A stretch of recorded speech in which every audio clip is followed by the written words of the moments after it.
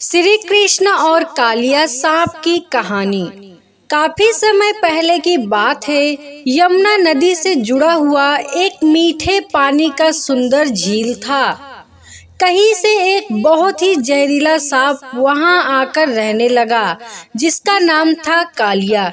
कालिया का जहर यमुना नदी के पानी में बहुत तेजी से घुल रहा था। एक बार एक गाय चराने वाले व्यक्ति ने जब उस झील का पानी पिया तो उसकी मृत्यु हो गई। जब भगवान श्री कृष्ण को इस बात का पता चला तो उन्होंने अपनी शक्ति से उस व्यक्ति को जीवित कर दिया।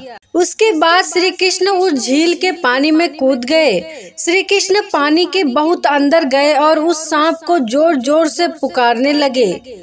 जब बहुत देर तक कृष्ण पानी से बाहर नहीं निकले तो गांव के लोग इकट्ठा होकर नदी किनारे उनका इंतजार करने लगे। बहुत सारे लोग डरने भी लगे।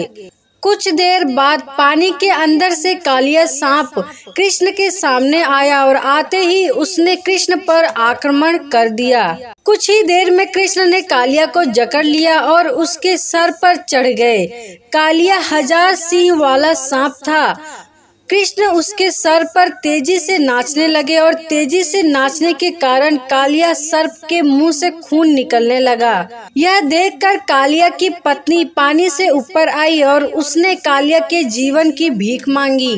कृष्ण ने यमुना नदी की झील को छोड़ने के लिए कहा, रामंका द्वीप चले जाने को कहा।